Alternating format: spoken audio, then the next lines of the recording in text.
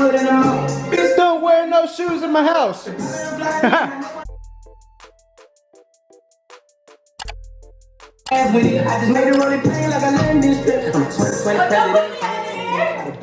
Okay, so while the cakes are cooling off, I'm about to give y'all a quick update on my garden. I don't think y'all know my garden has progressed this far. Well, pretty much my watermelon. I don't think y'all know this. Y'all about to be in for a huge surprise. Trust me, it's about 7 o'clock, 7:30, sun's going down. I'm about to show y'all this. I'm hype.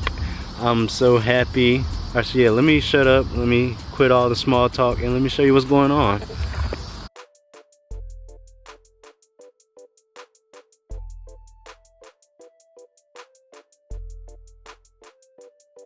Bro, do you see that?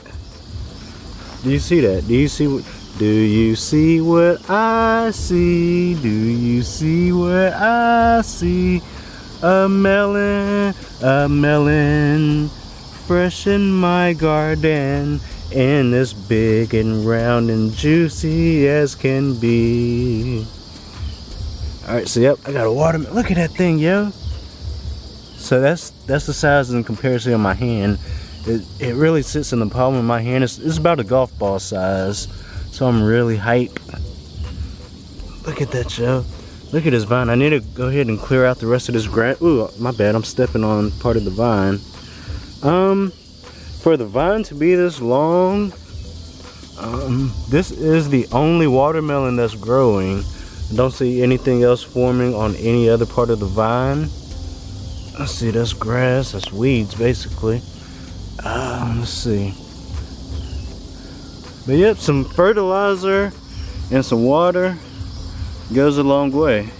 Now, trying to see how big I can get this sucker. Look at that thing. That's a golf ball size. I never thought anything would actually grow. If this doesn't get any bigger, I'd already be happy enough, because, you know, the watermelon in stores and the watermelon that we're used to, you know, those have all kind of GMOs and all kind of chemicals to help them grow big and fat and juicy. Mine, I'm dealing with poor soil. It's not the best soil to plant fruits and vegetables in. I'm dealing with, let's see, an inconsistent amount of water. I mean, they pretty much have the perfect regulation for water.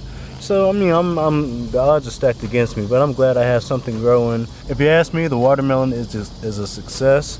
My corn, no, I'll try again next year. Yeah, my watermelon, I'm happy, I'm satisfied. That's big enough, that's green enough for me. It's big enough for me to cut into 2. So I'm happy, I'm thrilled. I just want to see how big this can grow. I'm about to run it up. Fertilizer and water, that's it. That's all I'm about to grow. That's all I'm about to give it.